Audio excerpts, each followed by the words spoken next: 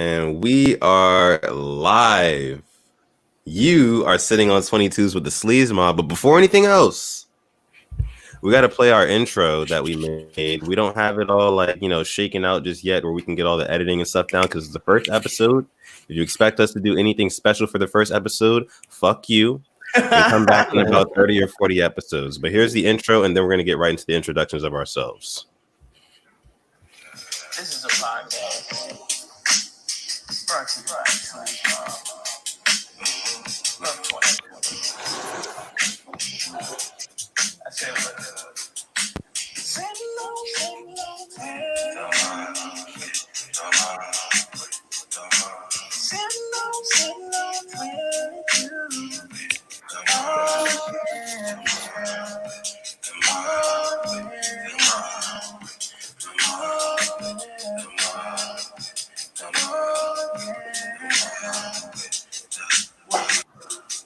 Yeah.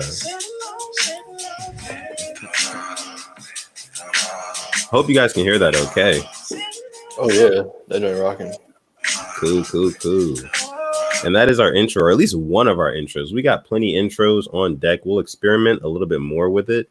But my name is Sittin Def, and you are sitting on 22s with the Sleaze Mob. I've got my guys here. We're starting a whole new podcast. Don't ask us about what, because it's about everything. Now, like I said, my name is Sittin Def. I've got my guy, Baby Got Mitch here. I've got the Shire Man himself, Hey Austin. We've also got Lord Broadus on here. These are going to be the four faces that you see for a long time to come. So get used to us, get used to our voices, and I'm going to go ahead and let them introduce themselves. I'm going to start with Mitch, go to Slim, go to Austin. Mitch, how you doing, bro? you know how it is. You know what to do. This Baby Gap Mitch, a.k.a. Mitch is Strange, a.k.a. Bushmill Bandit, a.k.a. Nephew Conrad, and I can con you, but you can't Conrad. Okay. Slim. You already know it's your boy Slim Jenkins. Lord Broadus everywhere and anywhere. Anywhere possible. Anywhere. Shire.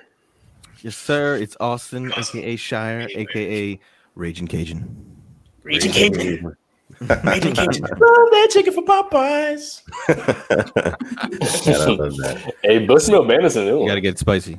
Bushmill Bandit. Let everybody know what Bushmills is, Mitch, for those who don't know. Bushmill. So, prayerfully, one day, maybe they'll be our sponsor. It's a fine Irish whiskey, okay? And it gets me on my ass every time. Bushmill! And whenever you hear me yelling Bushmill, you already know what we're doing. We off the Bushmill. And that's why I'm the Bushmill Bandit.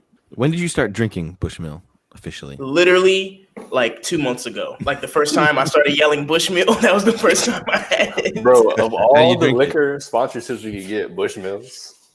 I mean, I'm not gonna close the door for everybody else. You know, it's one of those things. Like, you know, if Hennessy comes up to me, nigga, I'm going to drink. I'm going to support Hennessy. But I'm just saying, you know, I rock with the Bushmill. The Bushmill family rock with me. In my mind. So yeah, Bushmill Bandit, get at me. Yo, so that leads me to ask you, like all of you guys, this question, right? So, me personally, I'm a whiskey kind of guy. What kind of liquor kind of guys are you guys? Tequila. All day. Tequila? Slut. He's a whore. You're learning very, very early. You're learning very early in the Sitting on 22's podcast. Who are the sluts? You know what the sluts. Tequila. You gotta go with tequila. Wake up naked every time. Oh my God. Well, You ever you commando? If you drink tequila on a regular, you commando. You wear no underwear in your jeans. That's what Like, we doing. Oh You're man, bugging That's what we doing. oh man, the Don Hooley, not the Don Hooley. I know your stomach hurting. Oh shit. Where's Nigga, about to be? by the end of this, bro, I'm gonna be on 10. Austin, what kind of liquor kind of guy are you? Scotch or whiskey, probably more towards Scotch, but like what I've learned, there's like multiple types of Scotch depending on where it's made. And Right. I like Highland Scotch specifically. I'll be one of those snobs for a second, but it's just like more flavorful, more peaty, more like if you ever want to have like liquor over ice, like a Highland Scotch is the way to go. You got a fireplace in your new crib, don't you, Austin? No, but well, I'm not even in there yet, and it's not even official. It's on the horizon. It's on the horizon. Playing Listen, I hard don't rock know. and I roll. don't know. I don't know no white man that drinks scotch that don't drink it by the fireplace. Bro, I mean, that's ideal with like a record on. or hey, something. bro had us down in Southern Maryland drinking scotch and reading leather-bound books, bro. Hell yeah, Bro. get you feeling right. Mitch, how about you? Before we beeline to me, I remember when we was drinking Austin. I mean, oh man. I remember we was drinking scotch at Austin's house. The first time we linked up in like years, all four of us actually right here. And you poured us a hefty, amount of scotch. You're supposed to sip like late in the night though. Like it was like 1 o'clock in the morning. The nigga gave us like a nightcap.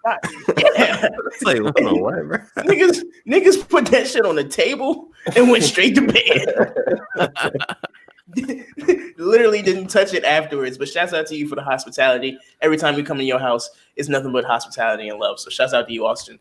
But getting to me and my drink, y'all know me. I get down with the brown. I get down with the brown liquor. I get down with the brown women. The only thing I don't like brown is my draws. Now let me tell you something.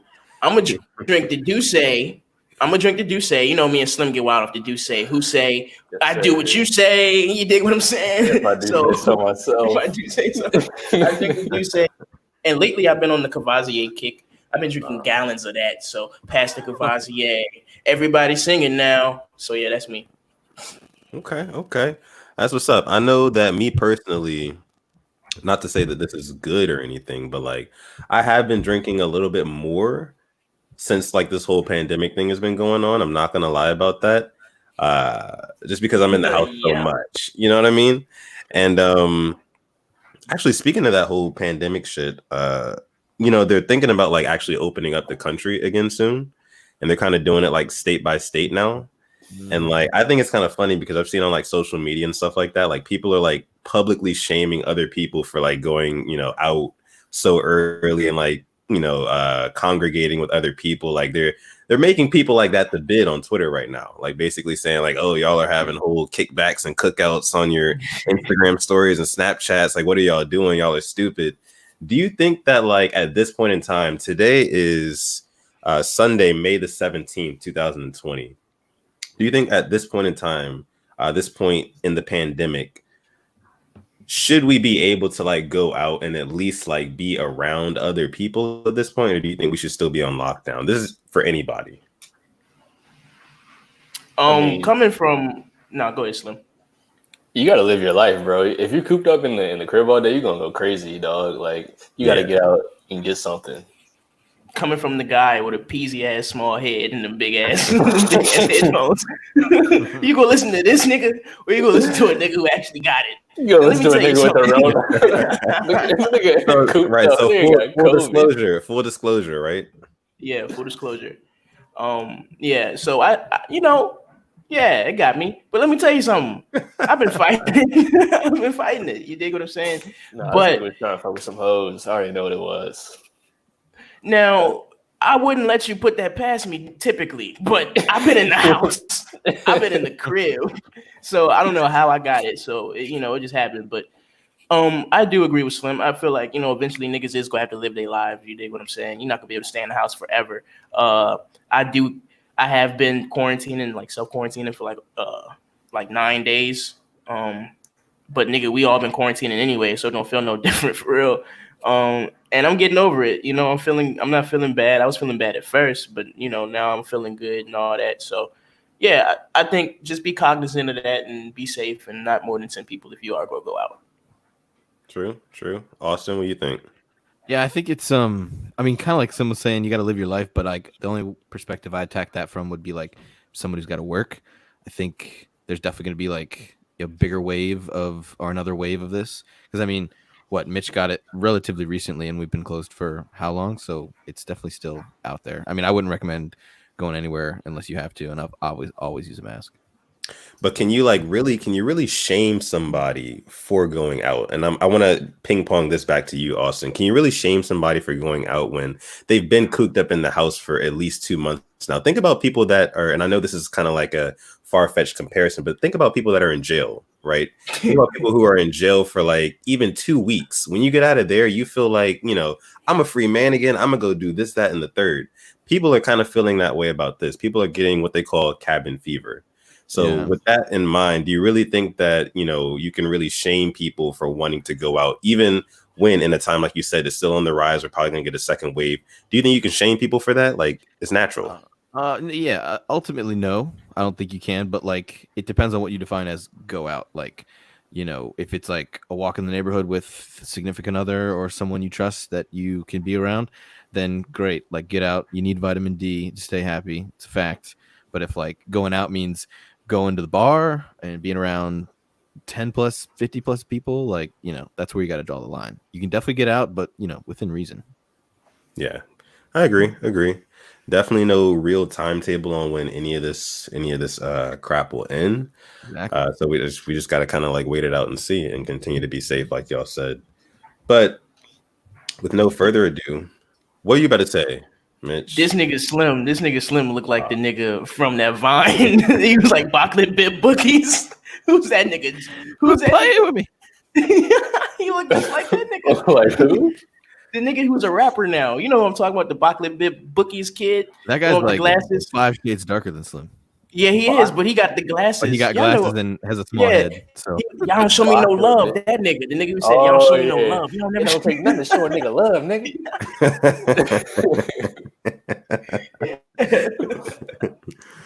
Oh man, that's fine. I mean, I don't know. I feel like this is the first episode of Sitting on 22s with the Sleaze Mob. You'll probably hear a lot of us like roasting each other throughout every episode. So like be prepared for that. And also, before we get into like our first topic, I do want to kind of get you guys to know who we are a little bit more. So I want to talk about like kind of like our origin stories. We are the Sleaze Mob. You look at us for here. We are the @Sleaze Mob. You can go on Twitter, look us up, or you know, SoundCloud, anything like that. We do make music, also lifestyle stuff. We've done a little bit of modeling here and there, things like that, and just dabbling into other things too. But this is our newest thing. This is a podcast. This is episode 1. We hope you like it. We hope you love it. If you don't, fine. But look, fuck you. If you don't like it, you bugging. Exactly. But I wanted you guys to get like a better idea of who we are as a group. So I want one of these guys here, and I'm gonna actually go with Mitch. I'm gonna go with Mitch. I want you. Yeah, what do you got to say, bro? I always pick on you. I always pick on you first. Yeah. All right. So yeah. I want Mitch to kind of break it down, like how we all kind of came together, how we met, and yeah, how do we meet, bro? So for those of you who know me, I started rapping when I was like 19. Me and Slim were roommates in college. Telly, shouts out to Telly. He's not here today, but you know, we might get him on here eventually. We was rapping together, not Slim, but me and Telly. Slim was always just the guy that was just there. He's a cool guy. But anyways, so long story short, I ended up meeting Austin through like smoking my first J with him, which was a great time. But long story short, I didn't know that he made music or he was interested in music. We met through mutual friends or whatever. So we all linked up and became one entity, which is called the Sleaze Mob today. And we've been on worldwide tours, worldwide hoes. You dig what I'm saying? So that's pretty much it. I mean, you know, I was a backpack rapping nigga, and now I'm still a backpack rapping nigga with friends. So there's that. This right here is for a bitch named Brenda. Classic. Yeah, absolutely. And that was in what, like freshman year of college for you? Sophomore. I wrote that. Well, we wrote that. My sophomore year, 2015. That was actually one of the first songs we ever did together. So yeah. Well, yeah, I mean, like when everybody had like met, like first met. That was like your freshman year. Oh, when we first met. Yeah, freshman year. Yeah. So basically, these guys, they had a group that started as a Live Free Society and turned into Sleaze Mob. And basically, after I think what was it, like 1 or 2 years after that, I joined you guys. Was it 1 or 2 years? Probably 1.5. Probably 1.5. Yeah. 1.5.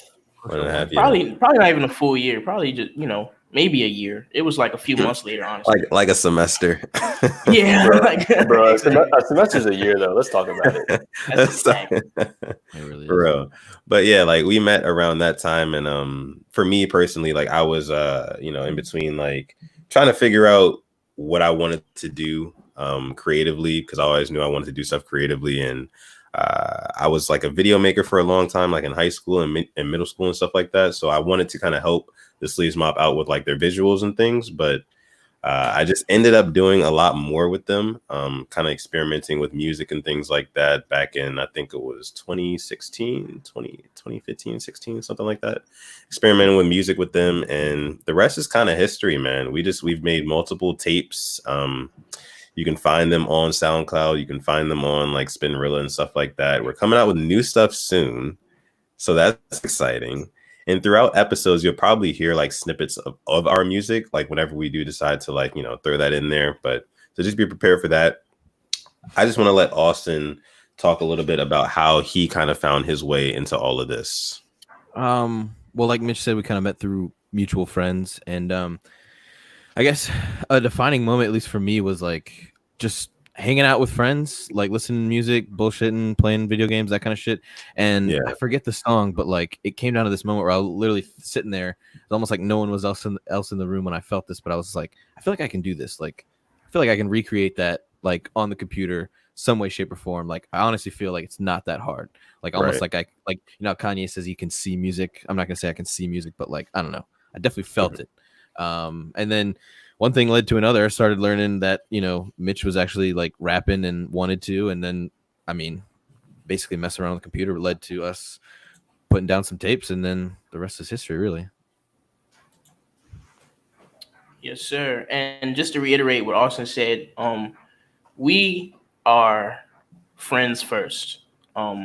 People probably think like it's a business type thing with us.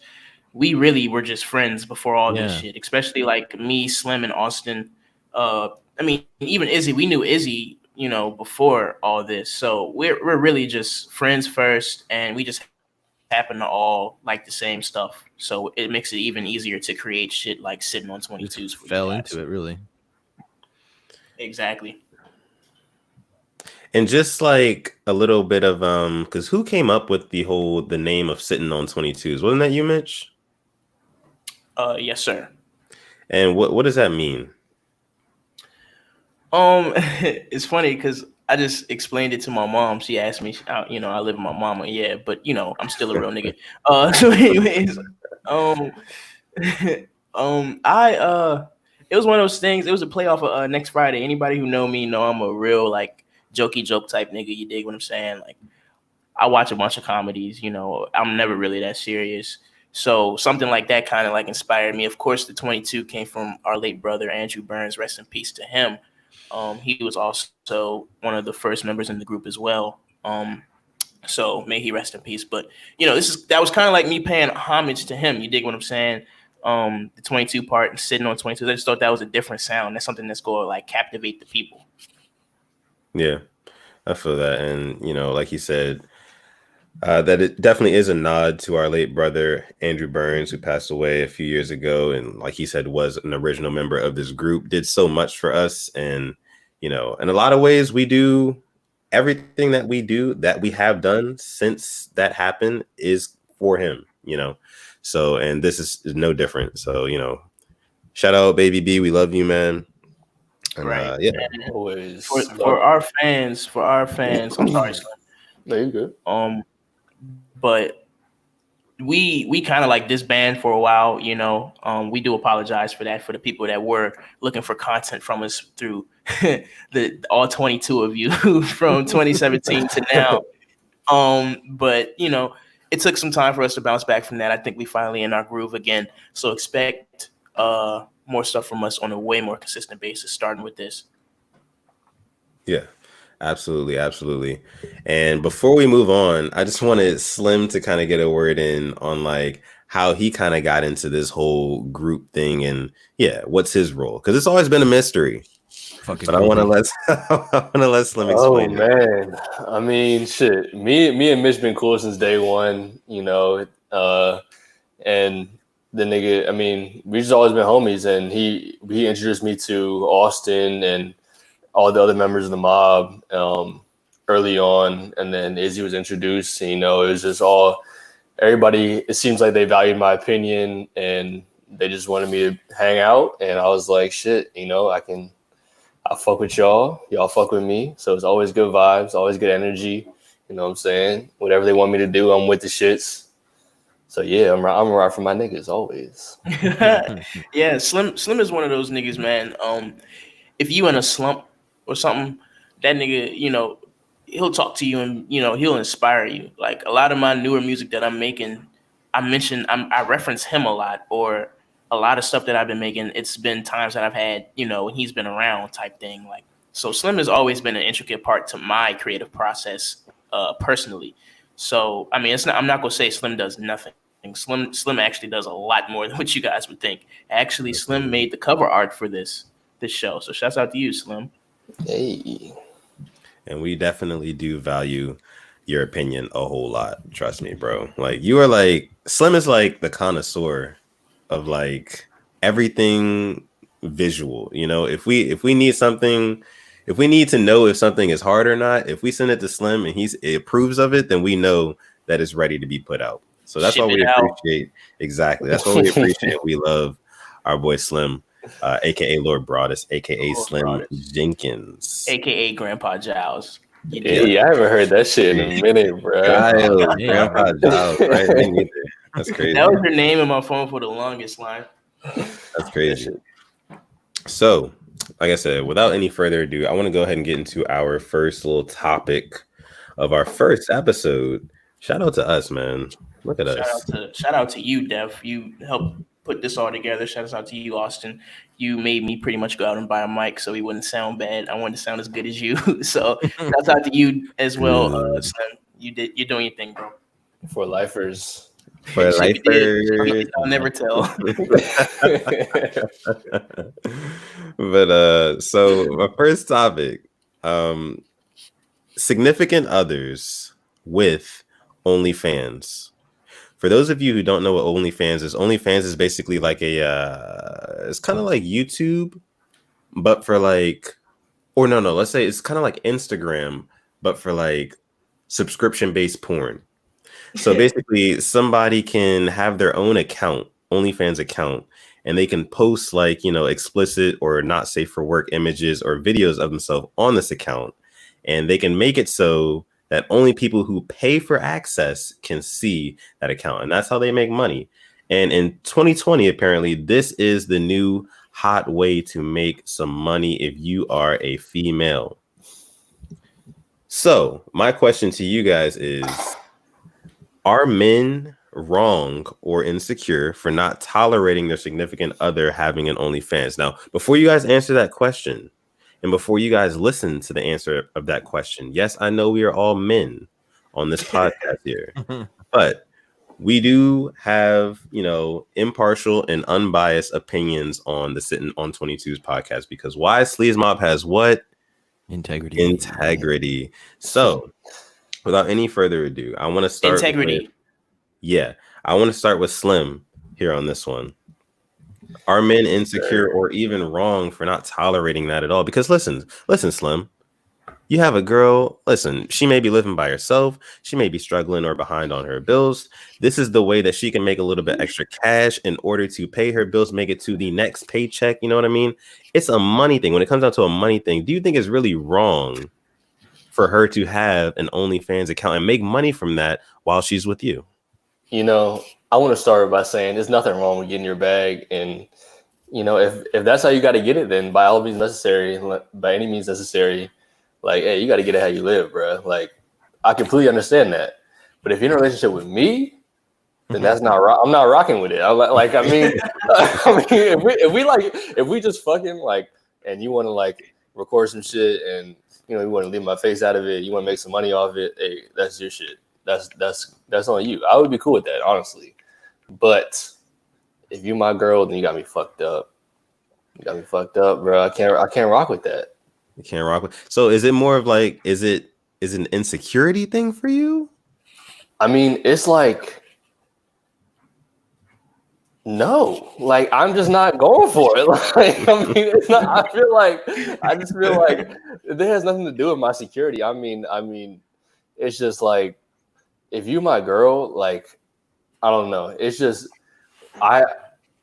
it's like the integrity thing. We all have integrity here, Right. and it's like if you're selling your body, I mean, you're not even selling your body. I went on a wrong. I got off on a wrong start right there. But wait, hold on, Slim. You basically we glossed over this really easily. It sounded like you were willing to be in an OnlyFans like video. Yeah, photo. Your face was blurred out. I'm with the shit, so I'm not gonna hold. But would you demand like a percentage or something for those views on that video? I mean, if it's a money thing, like, nope. is he saying no? If she was making some real money, like if she was racked up and racked out, like off the OnlyFans tip, then I got to get a kickback. I got to get some kickback in that. But if it's just like if you ain't got no options, this is like how you're doing it. Like you just making you make a couple hundred a month. That's all you. That's all you, baby girl. Don't even trip about that. All right. Like that's all you. But like I said, like if you like my whole thing, like that's like, yeah, like I'm claiming you like that, then I don't know. I can't really rock with that. But like, what if like say, okay, y'all not living together though, you know, and you really like this girl. Y'all been together for let's say 2 years. Y'all been together for 2 years, right? And she comes to you with this, like, okay, like I'm kind of behind on bills right now. The whole pandemic thing's going on. I got furloughed. I'm out of work. I need a way to pay my bills. Like literally, that's it. And she thinks that this is the best way. Since she has to stay in the house, she can do it from home. All that using her phone, easy, boom, cash in her pocket. Is there a problem with that? Do you have a problem with that at that point still? I mean, there's nothing wrong with that, but we just probably won't be as serious as we were before because like after 2 years, it's like, I mean, like, how can I take you seriously? Like everybody's looking at your shit, and like, it's supposed to be my shit right here, right? Right. It's supposed to be my shit, but everybody see your shit. So it's like, nigga, you tell me it's mine when you know what I'm saying. Yeah, exactly. That's what I'm saying. Like, nah, I'm not crazy. Nah, I feel that. Mitch, what do you think? All right, so look here. Now, let me tell you something.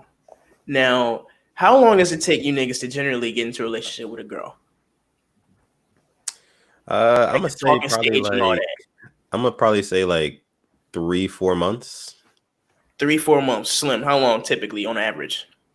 I mean, the talking stage lasts a long time with me, but I mean, like most of the joints that if we get serious, you know, like I'm fucking with you, you're fucking with me type shit. But that's a fact. Yeah. That's a fact. Okay, so it takes it takes a couple months. You know, usually a few months to get serious. Yeah, right? To get serious. Yeah, but for like to put a label on it, a long time. Okay, I feel that. I feel that. And in Austin, how long? Like, you know, same thing, right? Yeah, I'm kind of with Izzy, like a few months. I guess it depends on like how you feel towards that person, but a couple months. Right. So here's my whole thing, right? So niggas like us, we nice guys. Sleaze Mob has integrity. Consent is cool. All that. Shouts out to Bushmill. Now let me tell you something, okay? I'm not going to be okay with you showing ass to niggas that's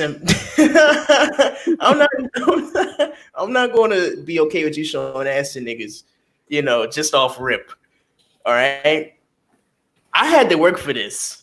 These niggas pay $15 and they get to see you butt ass, but I had to take your ass to the seafood place and get you the snow crab legs. You dig what I'm saying? I had to put up $60 for the dinner, the $80 for your meal alone, and I had to drink water and a salad. And I don't even like salad like by a meal. So let me tell you, that just sounds so personal. It's a fact. It's a fact, bro. It's a fact. Son. Look, let me tell you something. Now, that's why I don't rock with it. Now, I hear you, Izzy, with the whole like 2 years in and she on her ass. I'm gonna tell her, look, you just gonna be on your ass. Domino's is hiring. Mad niggas is hiring. Amazon, they still working. You can find a job. Tax refunds. I know some hoes right now that's just getting by off tax refund money. They ain't even employed. So you showing your ass by choice because you dig what I'm saying. But you can do what you want. You can do what you want. You're not gonna do it with me though. That's my whole kill with it. Facts. So yeah, we stand together on that one, Slim. I mean, so like you guys are coming from like a standpoint where it's like, I guess it's more like a boundary for you guys. But if you look into it, am I right with that? It's more of like a boundary, right? Yeah, it's like a personal boundary for sure. Yeah. Nigga, So- I had to work to see you naked, bruh. And these niggas been seeing it for free. I mean, don't get me wrong. Don't Not get me for wrong. There's free, been James. not for There's been free. James. I mean, okay, Technically. yeah, you're right. $15. $15 though. But the whole kill is okay. So women act like everybody on OnlyFans is making $100,000 a year. Majority of the joints that have OnlyFans are making like minimum wage, bro. Like, let's talk about it. You're still broke regardless if you're showing pussy on the internet or not. These bitches is showing feet and shit. You dig what I'm saying? They doing feet pics. How mad would you be on a scale of 1 to 10 if you bought some girl's Jane for some OnlyFans and she was showing nothing but the Jane she put on IG already and feet pics? Boy, I'm reporting you to the mans. Nah, you gotta report that. You gotta report that to your bank as fraud. I ain't make that transaction. I did not make that transaction. I don't know who got access to my shit. Or you could report them to the IRS because they're probably not smart enough to record it on their taxes. Yeah, Austin said you bitch is dumb, dog. I wouldn't know that shit. I'd be like, oh, okay, money. I'd do the same shit. That was funny as shit. I was trying to know if fans of hoes would buy my feet pics, but y'all seen my feet. Oh, all right, Austin, how you feel about it? Is that why you always wear socks? Oh, yeah, man. we went over this before. We went over this in the last episode. That did not air. We went over this in the last pilot. All right, Austin, how do you feel about OnlyFans? I think they have the right to do whatever they want, but when you're in a relationship, that's a two-way street, right? So I think as the other person, whether it's male or female, you have the right to set a boundary. That's not okay. Because I mean, honestly, like I know it's a money thing, it's a way to make money, but like the people at the very, very top who are like the most viewed, they're making a lot of money, but like Slim was saying, it's not as lucrative as you would think. And to be honest, like I don't know how many Domino's commercials I saw for like drivers because everybody's ordering takeout. Like, you know, if you got to be a Domino's pizza driver for a little bit, like so be it. You know, I feel like these bitches don't got cars when I think about it. No, they got like a Nissan Altima or something, right? I mean, nah, these bitches don't have cars. I can't count how many bitches I didn't talk to. You know what's fucked up with these bitches? I'm about to get real personal, Austin. I'm sorry. Let me tell you something. There's been times where I've been in relationships with girls and they ain't have a car for 2 years when we was together. But then they turn around and get a car as soon as you break up with these hoes, right? that sounds exactly how our friendship went with you. Bro, it's happened 3 times. I've always had a car. You've never came to my place in your car. You always get a ride. I don't like to drive, but my niggas ride. That's no lie. You dig what I'm saying? Bro. Shouts out to Slim. Hey, Slim, we got a good thing going on. Don't let this fucking white how many dollars has he given you for gas? No, he definitely threw some bread. See, Oh, damn. So it's different with you then. Okay. Nigga, I go to work every day, nigga. Yeah, you ain't talking to the Kanye West of the sleaze mob. You talking to the nigga with integrity in the sleaze mob. Fuck is he talking about? I think what Austin, nigga, I pay my money. I think what Austin is trying to tell you, Mitch, is that you don't really do any recreational driving. Never. to and from work. You gotta drive to work every day. I recreationally do that. Hey, Where's the proof? Nobody's seen you do that. Grocery store. Where's the proof? Nigga, what am I supposed to? Whose white car is that? Wendy's. Nigga said you ain't never posted a story in the car. You ain't never posted a story at the gas station. bro, listen, bro. You know what's so funny, bro? All like the girls that you're talking about are saying like, "Oh, these Jones don't got cars." They can like look at you and be like, "This nigga don't got a car." No, he has a car, but he don't use it. That's a lie, bro. All right, y'all niggas is lying to the audience. Let me clear this up real quick. Let me clear this up because I can't have y'all logging off of this and thinking that I ain't got no car. Now look, I got a car, and fuck you. That's why you look like that nigga from. Okay, anyway, so look, that's what happened. So I got a car, right? I got a car. And I put gas in that motherfucker. I pay the insurance. You can ask my mama. I should call her down here real quick. She just upstairs. Yeah, I live with my mama. I'm gonna keep living with my mama. Anyways, so I got a car, and all my I'm sorry, not hoes, because I don't have hoes. All my ex-girlfriends have rode with me multiple times. Austin, fuck you. I've taken them. There's been times when I pick these girls up, fool. I pick them up. I drop them back off. See, that's nothing. You niggas don't know nothing about the courting because y'all niggas is in relationships. What? y'all don't know about the courting. I court my girlfriends. I court all the girls I talk to. I come pick you up. I drop you off. I don't ask you to fuck me. I don't ask you to do nothing. I just want to watch. I just want to chill with you because you're soft and you can talk. We can have conversation. Nah, this nigga out of his gourd right now. Out of his gourd.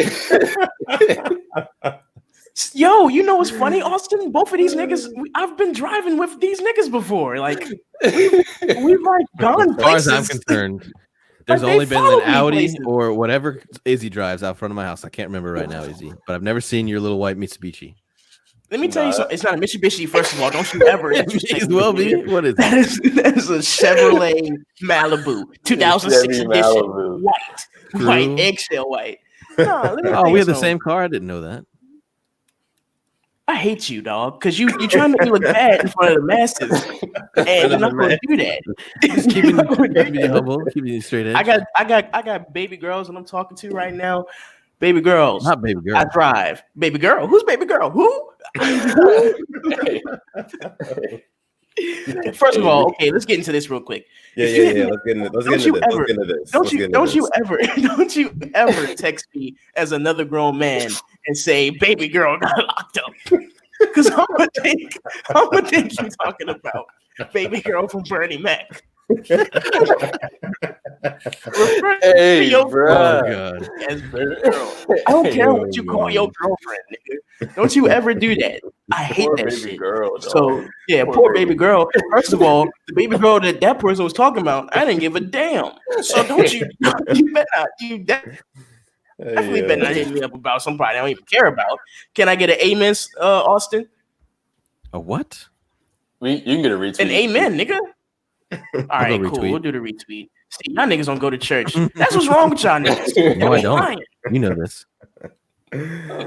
I go to church. I'm a church. Shouts out to you. I know you. I know you. You want a church girl who go to church and read your Bible. Is that like an actual song? Is that a thing? I don't know if it's a real song, but it's definitely a hilarious vine. That it's a vine. Oh, it's a vine. Okay. It's a vine. I never saw that one. But damn. That was what were we just talking about? We went from talking about OnlyFans. Yeah, we were talking about OnlyFans. He said something. Huh? Yeah. We were talking about OnlyFans. What's your take on that again? I support those, but who do it. But I mean, if you're in a relationship, there's two-way street, and you have a right to set that boundary. You do. And you're absolutely right.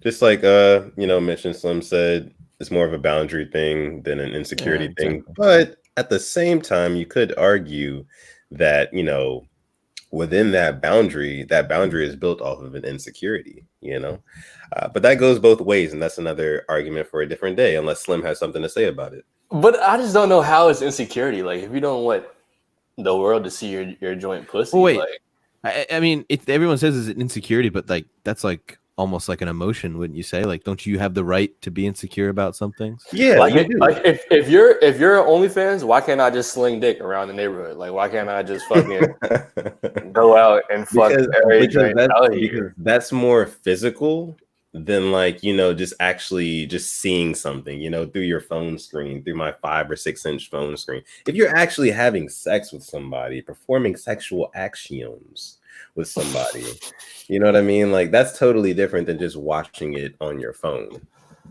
Well, this just gets into like just different like ethical like moralities, like how you feel about certain things. Like, you're not posting ass and titties. You're not posting ass and titties on my watch. Let me tell you something.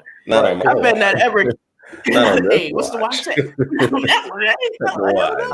Not on that one.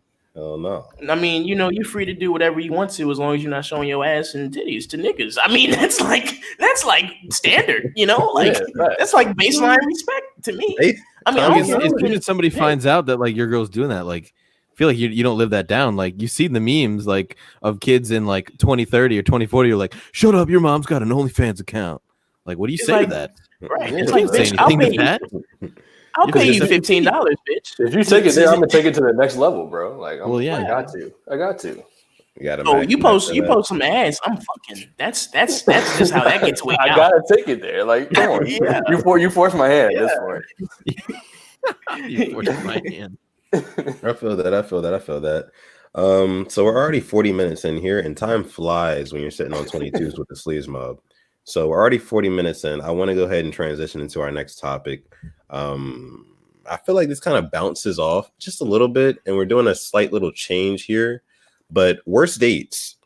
I want to talk about some of like our worst dates that we've had, or if they're not like super, super bad, some like, awkwardly funny type dates, that sort of thing. That's fine too. I want my guy, nephew Conrad, and you can't con him. But I can Conrad. Wait. Yeah. Wait, is that how it goes? It sounds cool. So we'll just go with that. Yeah. So I want to start with nephew Conrad, aka Baby Gap Mitch. What is your worst date? All right, so Slim knows about this. I hope I'm not gonna put you on blast. But you are. Me, okay. So not Slim. Me and someone who's not Slim went on a double date, right? And I went out with this Delta. My friend went out with AKA or some shit like that. We went to the Fillmore. You dig what I'm saying? We was going to go to trap karaoke. I've never been. I was excited about it. She bought the tickets for me. I invited my friend, and he came. So, he came to the thing. So, Jesus Christ, I've been in the house too long. So, let me tell you something. We go to the Fillmore, and, actually, before we even get to the Fillmore, we go to this bar that's right next to the Fillmore. And we buy shots. We have shots. I'm fucked up. She's fucked up. We're all fucked up. The whole time we're in the Uber on the way there, before we even get to the shots, this bitch is like super loud. Anybody who knows me, I hate obnoxious sounds, like real loud sounds. I just hate people who are really obnoxious. She was blowing me. She was like real loud in the Uber, so it was pissing me off. That's the first strike.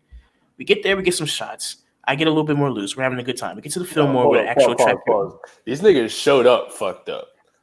Like we're chilling at the bar. These niggas showed up like on 10. Like we was like cooling, like we was on like 5. We was like cooling, like we was like, okay, we gotta go to the show, right? These niggas showed up on 10. Yeah, for sure. I mean, anybody who knows me knows that's how I get down. Anyways, I don't show up on 8. I show up on 10 at all times. We always fucked up wherever we go. So I get there, and we chilling. My man's is there. I'm having a great time. She say she gotta go to the bathroom. So she goes to the bathroom. I'm sitting there with my man's and his date or whatever. And it's like 20 minutes goes by, and we're like, bitch, where the fuck is this bitch at? You dig what I'm saying? I'm like, where is this bitch at?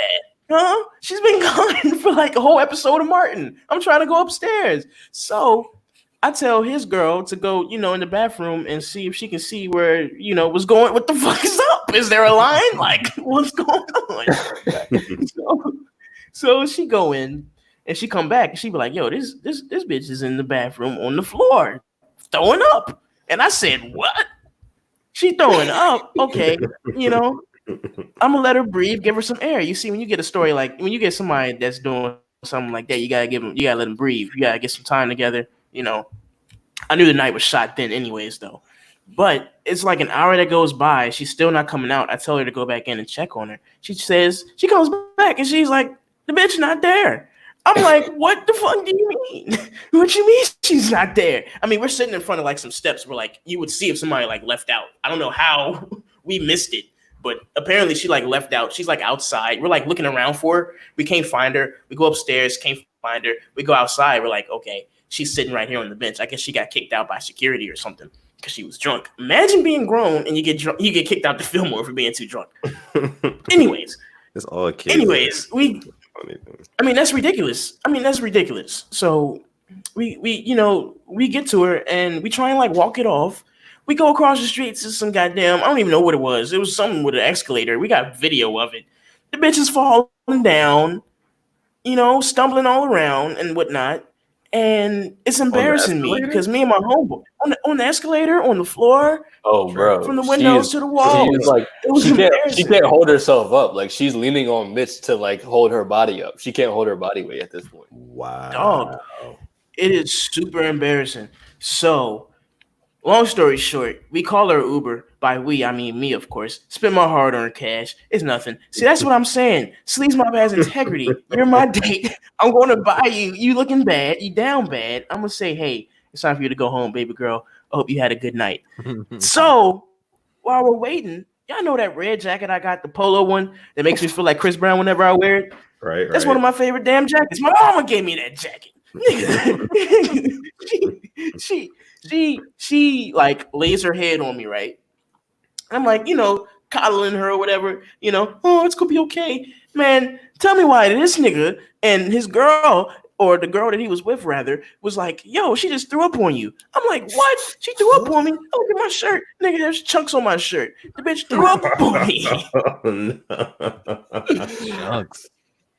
Bro. Nigga, I sent that bitch home in a one-way Uber. one. And guess the next day she was mad at me for not going home with her. I was like, I'm out with my best friend, bitch. I'm about to, about to have some more fun. What are you talking about? Wait, what time was it when you sent her home? Man, it was like 10. It was early. It was early as hell. No. It might have been 9, honest. I mean, it was mad early in the night, bruh. Because we ended up going back to his crib. Because you gotta think about it. Trap karaoke starts early. And we got there like when it started. We was there for like 30 minutes, bruh. Right. And so, long story short, the bitch threw up on me. That's my worst date. And shouts out to her. I mean, she's probably going to hear this eventually. And, we had a good run, but bitch, she threw up on me. I'll send it to her. She deleted all her social media. It ended bad. It ended bad. Shit. Yeah, my shit don't even compare to that, honestly, bro. Like, okay. So basically, me and the joint that I was talking to at the time, right? This is like years and years and years ago. Had to be in college, but that was a long time ago at this point. So like we're like, yeah, it's like a regular date night. We're about to go to a burger spot, Cheeseburger. I don't know if y'all ever heard of it. But yeah, so we pull up to a burger spot and we get we get seated or whatever. And then like 10 minutes into the date, one of my ex-girlfriends shows up and I'm like, okay, it's cool. Like, you know what I'm saying? We can coexist. We're cool. But the bitch sits right across from me, bro. Like my back is up against the wall and her back is up against the wall. So we're just facing each other the whole time. And bro, that was just the most awkward like hour. And like, yeah, terrible experience all around for everybody involved. I don't recommend that on anybody. Do I know the ex? Do we know the ex? Yeah. Yeah, you do. Yeah. Okay. One of them ones. One of them ones. That's kind of player though. You could have been like, yeah, you know what y'all got in common? We both all fucked each other and had sex together with each other because we're all fucking. All right, Austin, your turn. I'll be honest, I don't really have any bad dates I could pull from. I mean, I've been with my fiance for a really long time. Yeah. And I was about to say you're a one and done kind of guy. Yeah. I mean, I guarantee there's time where like I know there's definitely times where like I got too fucked up or she got too fucked up.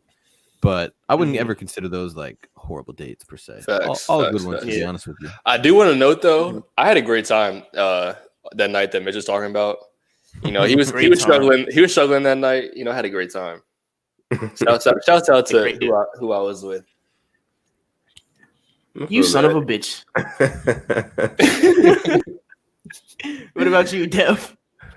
I was just gonna say this was like a few years back. I was dating this girl, and basically, at the time we had just started dating or whatever, and I wanted to take her out for something cool, something nice. But at the time I was in college, and these were like the early college days, so like I really had no money for real. You know what I mean? So, But we, nevertheless, I planned this not extravagant, but this nice date. And, we went to, I think we went to like the mall or something like that, and we had seen like a movie, and then we went to dinner afterwards. So the movie was already paid for, but we had gone to dinner, and at dinner, it was at this place that was it was really nice. Everything was more expensive, way more expensive than I thought it would be. Right. And yeah, way more expensive than I thought it would be. So long story short, we're sitting there and I'm looking at the menu. Nigga, the appetizers are $30. Oh, So, One of them ones. You dig what I'm saying? I The think what wine, you're bro, saying. the wine is like $20 a glass, but the waiters, they will come up to you and try to push you to buy whole bottles like you got it like that. Just assuming like you got it like that. This is at a very nice place. Now, mind you, I walk in there. It's Valentine's Day. I'm underdressed for the place. So this guy has to know that I'm not working with what all these other people in here, all these other people in here are working with. You know what I mean? So, but nonetheless, I ordered 2 glasses of wine for me and my girl. He's like, "Oh, did you not just want to get a bottle?" I'm like, nigga, you might as well. Like, nah, I got what you think I want to do, bro? What you think, bro? Do you think I'm gonna buy a whole bottle of wine right now? I'm wearing a jean jacket. Everybody else ain't got here in a suit. Everybody else was in suits, bro. Listen, dressed in 9, super cash. But anyways, yeah. I had of course, it's Valentine's Day. I have enough money for my girl to get like whatever she wants, So I just tell her, get whatever you want. And she gets whatever she wants. I think her entree or whatever was like, or her meal was like $40, $40 or $50 or something like that, which is insane. And like the waiter's asking me like what I want. I'm like, yeah, I'll just take the soup. I'm not even that hungry, bro. To be honest with you. We just came from a movie, had some popcorn, not gonna lie, kind of filled me up. I think I'll be straight with just the soup, bro. Good looks. And no on that bottle of wine. We'll take 2 glasses and leave it at that. And when they give you those glasses of wine, it's literally like this much wine. Oh, it's never. It's like that much. Yep. It's not full. It's never. It's not even, bro. It's not even, bro. It's not even a quarter of the way filled up, like ever, dog. And that shit blows me. But like I said, long story short, that shit hurt my pockets. She knew it. You ever listen? Let's talk about this. You ever went on a date with somebody and like you have like a moment where you fuck up as a man, in the date, and it's like it's a moment that like will never get released to anybody else, and y'all just keep it between each other. But you fucked up as a man some way somehow. You dig what I'm saying? Like that shit happened that day, and I'll never forget it. But that was probably my worst date. But yeah, does that mean your card got declined or something? No, I mean my card didn't get declined, but like it hurt my pockets, nigga. I had to, bro. Oh, for sure. Bro, I had worked the rest of the bill. The bill was like, I want to say 200. Yeah, I think it was almost $200, like $200. And then the tip. I mean, the tip, bro. When I was writing the tip, I was like, bro, listen. No, that's terrible service. If you forcing bottles on me, that's terrible service. You know what I'm saying? But like, I think I left like a $20 tip just so I didn't seem like a broke nigga. You know what I'm saying? Shit. I would have. I don't know if there's ever been a time in this lifetime where I have given a $20 tip for anything. $20? Shit. Bro, is this not your job? Is this not what you're supposed to do? This is what you signed up for, bro. Sometimes right. It's money. Sometimes it's money that you just gotta forget about, bro. And I'm like, you just gotta like, no, bro, like the battle pass on Call of Duty, bro. I bought that shit last week, and I fade that. I was just like, you know what? I'm gonna get this shit. It's $20. I'm gonna get a little extra on the top. Fuck it. I'll forget about it. I'm not even gonna remember it. Let me tell you something. Now, the whole phenomenon of waiters and waitresses, the tip thing. And let me tell you something. Now, you knew what it was when you signed up. Okay? You knew what it was when you signed up. It's not my responsibility. Let me tell you something. I do that shit myself. I'll go get the food myself. I don't have no problem. You give me a tray. I go but get my own. they have damn lower food. wages to start because I know. So then they're supposed to get tips. I know. From And I'm a who? tip. Don't get me wrong. I'm a tip them, but I'm not gonna give you no goddamn $30, bitch. No, Hey, you got 2 kids and you single, bitch. That's I'm your gonna problem. give, Well, I'm you gonna give probably you wouldn't anywhere have to. I from doubt you're 5 going to to 10. spend $200 on a meal, right? Because Yeah. Yeah, I spent $200 on the meal. I'm not about to spend $30 on you, nigga. I could have did what you just did. What the hell, nigga? Fuck you. I think that's the 20 bucks problem. is only Like that's the 10%. problem. When you get the bill and it's more than what you expected it to be, you automatically have animosity towards the server. You don't blame them. Yeah, like you Not had even me the fucked up, bro. It's your fault. It's your fault. They the one who handed you the bill. Like I listened to your suggestions all night, bro. This is how you do me. Naturally, as human beings, we automatically shoot the messenger in that Side-eye them scenario. niggas. Yeah, you be like, nigga, don't you just go look out for me. You know, it's good to have friends that work in the restaurants in the food industry because you know you take your little dates out there and they get you the meal for the free ski. I've done that before. Shouts out to Texas Roadhouse. If y'all ain't never had day rolls, they're succulent. Austin. I fucking had them. Shut the fuck up. Oh, okay. Cinnamon butter. God damn it. We're telling lies. We're telling lies tonight, right? Nigga said I ain't have a car. That's crazy. That's crazy. I never said you didn't have a car. They kind of infatuated that whole thing. I said I'd never seen you pull up to my house in your car, and I've only seen it one other time in the past like 5 years. What are you implying? I don't have a car. You son of a bitch. No, you're a cheap motherfucker. You got a carpool everywhere. I'm not cheap. I just like hanging with the bros. I think it's very copacetic riding with the homies. Copacetic. Giving you a hard time. Yo, niggas can't ride with the boys. Bro, Okay, then why didn't your you shit pick stay up on Slim? E. My shit, all right, yeah, my shit do be like low on gas. We're not gonna keep talking about my car. Y'all leave me alone. Exactly. I fucking do it. Oh man, you are sitting on 22s with the Sleaze Mob. We are about an hour into our pilot episode of this wonderful podcast, and I wanted to go ahead. Yeah, it's overtime at this point, but we're gonna keep going. We're gonna go ahead and get into our next topic. Has to do a little bit about social media, and I want to preface this a little bit just by talking about our guy Austin here. Our guy Austin, he does a lot of research. He looks into things. You know, if there's anybody who's looked into anything, it's Austin. And I don't know if you guys can all see the same here. I think Austin is in the bottom left on my screen. Is he in the bottom left on y'all screen? Yep. Yes, sir. Corner number 3.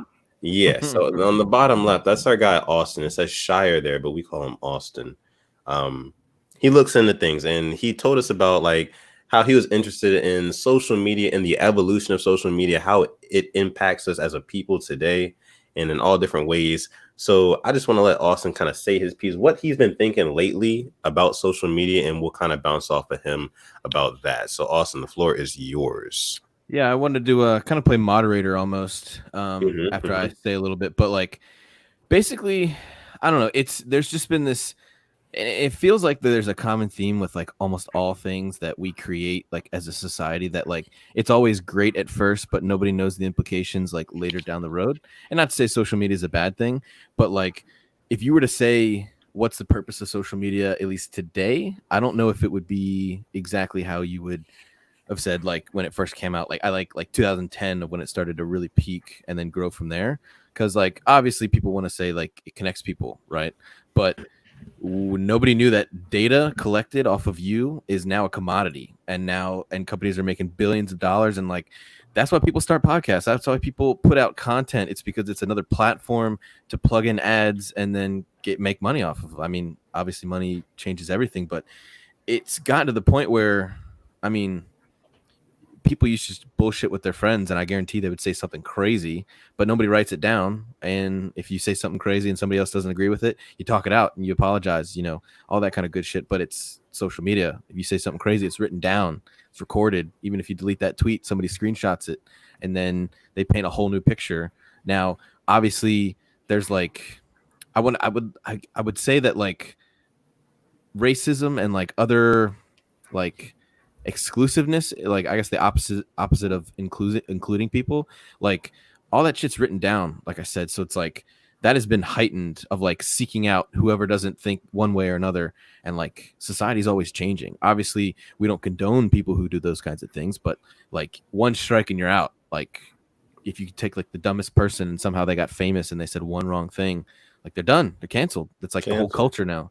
And where it even gets to the point where like the word bigot is misused. Someone who's a true bigot is someone who's intolerant of someone else's views. Like, let's just propose for the fact that like I don't agree with gay marriage because I'm, like religious to a T, and like the Bible says this, and I don't believe that should happen. Now I know that there are people getting married, and that's I don't have any control over those people, but like that's what I believe. I don't necessarily am intolerant of you. I just disagree. But like disagreeing is different than being completely intolerant.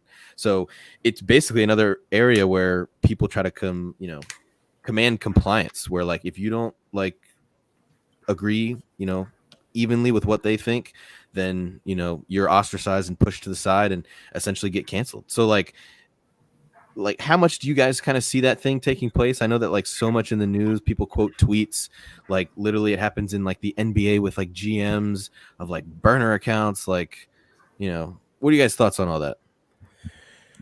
I mean, it's a really big umbrella, honestly, like all of that stuff. No one could predict all this. No one could. And I think my biggest thing is that like us as, we're all in our mid-20s here on this podcast here.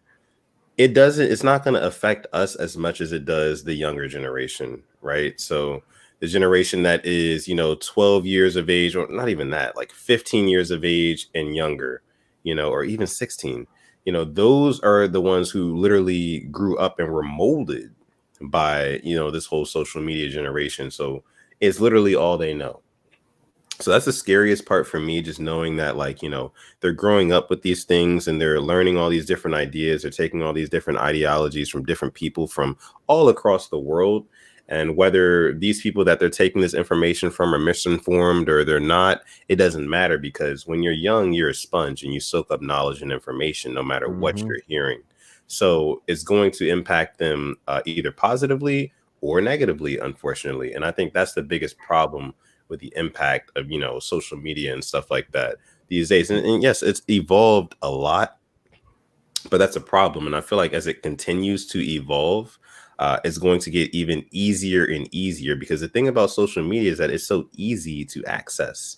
You can access it from your phone, from your tablet, from basically anything that has a screen these days. So, just the access to it, and also just the naiveness and the vulnerability of the younger generation. I think those are the biggest things that are kind of worrying me about social media in this day and age. Let me pose this to, I guess, all you guys. Like, are you going to limit your, like, I'm assuming we're all having children. I mean, would you limit your social media or even like technology phone use specifically for your children?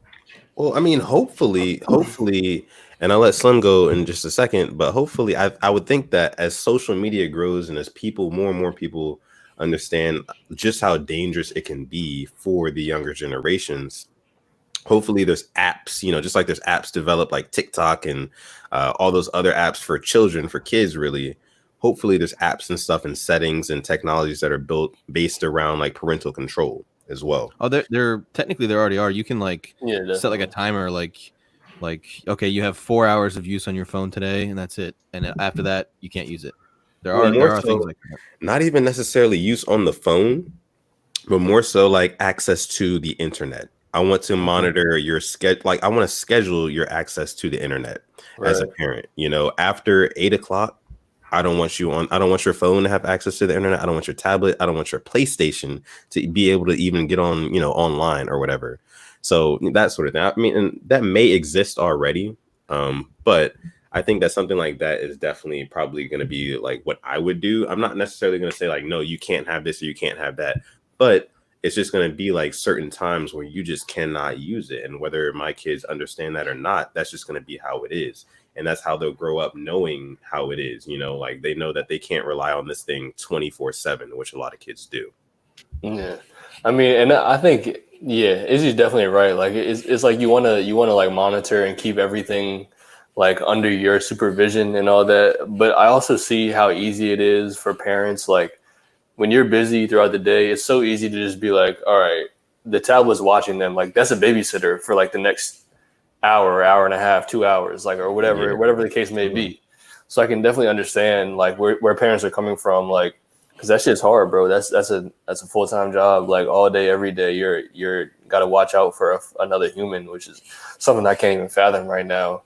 Yeah. So like in a perfect world, like definitely, I want my kid to grow up how I remember growing up, like being outside and you know, I definitely watched TV. I definitely did my fair share of entertainment and all that kind of stuff. But you know, still being able to enjoy like real reality, being able to be in the moment. Because you know, I mean, even as adults, I think that's something that we struggle with. Like our generation, even like we are all like pretty much addicted to our phones. I know I am. So it's just like it's hard to even. I feel like a lot of people take a hypocritical approach. Like they're like, oh yeah, my kid's not going to be on the phone at all. Like my kid's going to be outside. Like that's not realistic, bro. Like it's 2020, dog. Everything revolves around your phone. Exactly. And the minute that your kids hit elementary school, when they're 5 years old, right, they're going to be surrounded by so many other people and, you know, kids who may not have been brought up the same way ages 1 through 4, no technology or whatever. You know, those kids are going to be reciting lyrics from TikToks that they saw or doing dances. And then your kid's going to get curious and they're going to be like, hey, well, I want to start getting into this thing. And it's going to lead to, you know, back and forth. So. It could be even the case. It could even turn bad. And that kid, your kid can get bullied because they don't know what's going on. Like they're not hip to what's going on. Like they're not dressing cool. They're not doing the cool dance. Like the shit. Hey, bro, the shit gets wild. It gets deep. Kids are mean, bro. It does get bullying, and getting bullied builds character. Okay. Now, I got my ass whipped a couple times as a kid. Look at me now. I live with my mom. I don't drive according to Austin. I can't pay a bitch to FaceTime me. Now let me tell you something. It builds character because it's all in here. It's all in here. It's all in here. Yeah. Look, you as good as the nigga you looking at in the mirror. You dig what I'm saying? Now let me tell you something. My take on the whole social media thing is I've been referred to as a Twitter nigga multiple times. And Izzy, you are a Twitter nigga, so I hate to break it to you. Even my own friends will call me that shit. Izzy's the first nigga I knew that was a Twitter nigga in real life. Right? Izzy and Telly both, they go hand in hand. Izzy and Telly are big Twitter niggas. Bro, y'all put me on the same page as Telly. No, bro, no disrespect to Telly. Bro, I love Telly, but like me and Telly are not the same, bro. We have different Twitters. Different personas. Okay, you got different Twitters, but y'all niggas got the same goal. What's the goal? It's to rile people up, get the people going. You know? Get the people going? Yeah, bro. This nigga went on Twitter yesterday or 2 days ago, probably 3 days. This nigga said, I'd rather eat crab legs than crabs. Nigga, who gives a shit? It's crab. It's crab.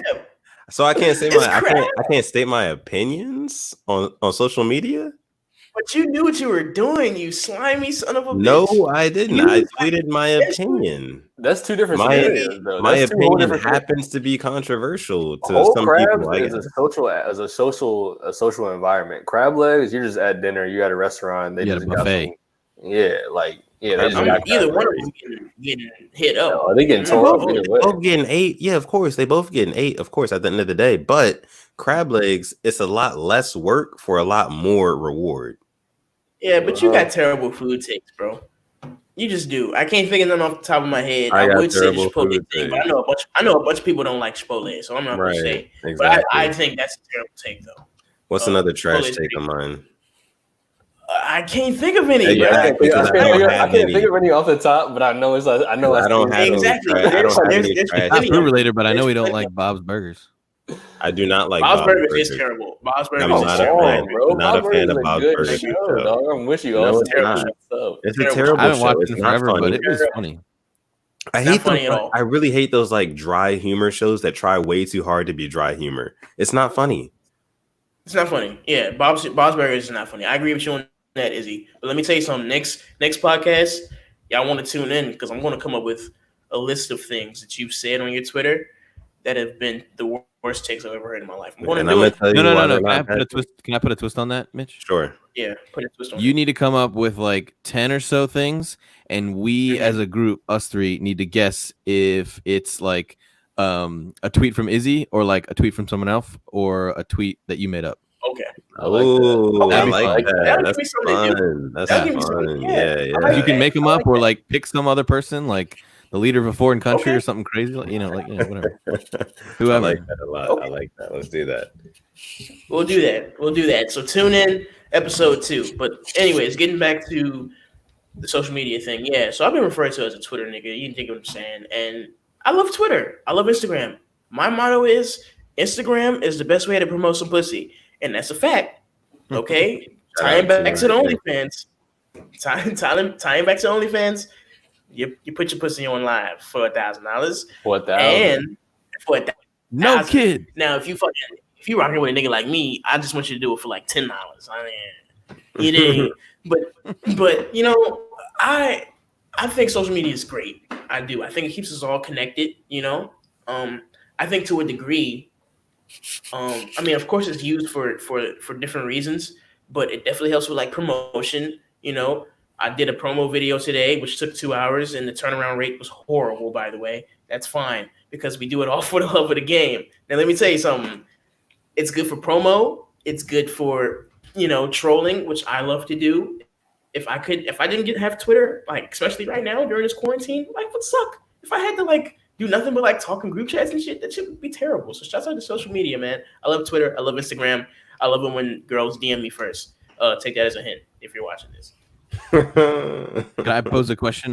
Do you guys think like the state of like mental health awareness and like I guess the state of mental health for society has any kind of correlation with like the amount of technology used in your day to day, and then maybe even social media as like a form of technology? Do you think there's any correlation there? Sure. Dude, bro, absolutely.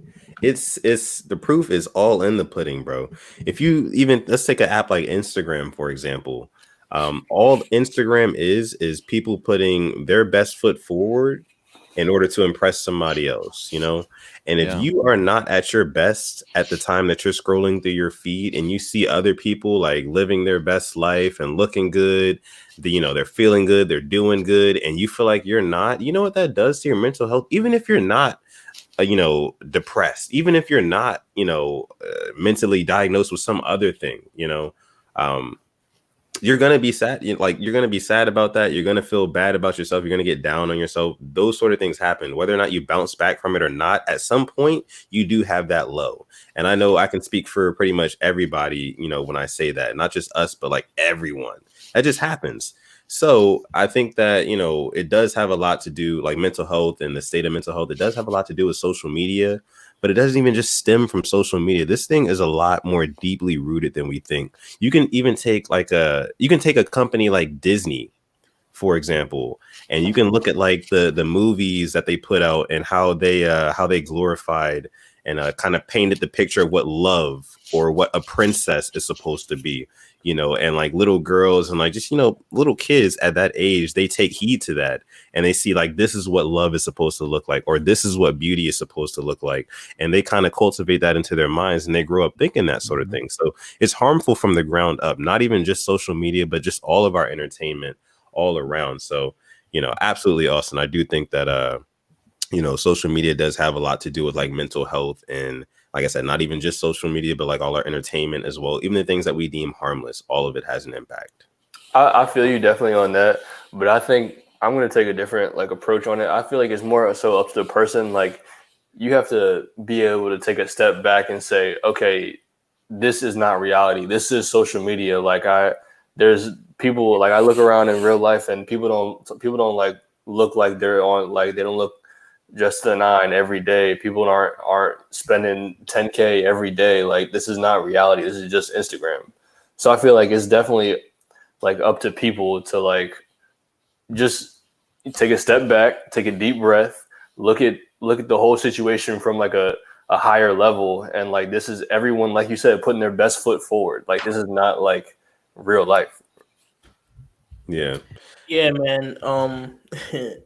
Validation on social media is like Def said, it's tied to middle school. You dig what I'm saying? Like when a lot of us were like weird looking, and looking for like looking for acceptance and whatever the other word is from other people. You dig what I'm saying? We're looking for that Inclusion. recognition. Yeah, inclusion. We all wanted to be part of the cool kids. But let me tell you something. This is game from Baby Gap Mitch. You being yourself is nothing better than that. Now, it don't matter if you get 63 likes. It don't matter if you get 16 or 6 likes, my nigga, or 263. Let me tell you something. One, there's no such thing as leaks. Slim, you know that for a fact. Yes, No sir. such thing as leaks. Any girl is attainable. Go slide in her DMs right now. Do Two, do it. I promise you, do it. So, two, look, be yourself, man. There's nobody better than you at being you, my nigga. So just continue to be yourself. Look yourself in the motherfucking mirror. You dig what I'm saying? And be like, this is who I am. This is what I'm gonna do. Da da da da da. Three, believe in yourself. Who gives a shit about likes on Instagram? People like me in real life, nigga.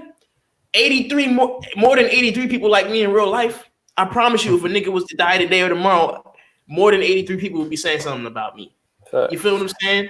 I mean, So- and that's also true. I'm sorry, I didn't mean to interrupt you. No, go ahead. But like niggas can always tell when like you're not being your genuine self online.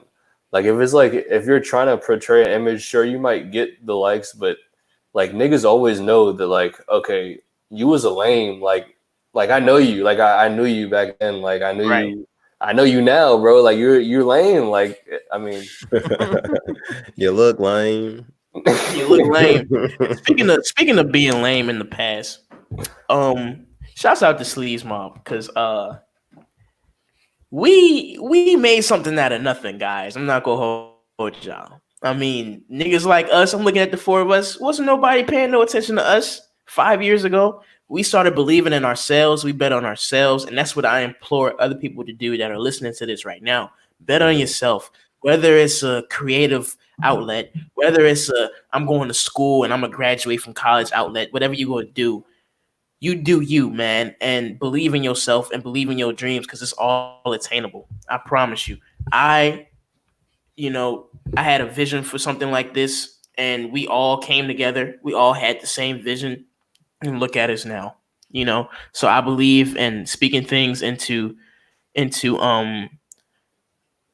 I believe in speaking things into actuality and yeah, exactly, into existence. I believe in that. And I'm just going to segue into another segment that I'm going to love, and it's kind of going to be my little segment. I like to ask people, what kind of guy are they? I like to get to know people, I like to know what people are about. I like to know their origin. I like to know their fetishes. Let's get real deep into this.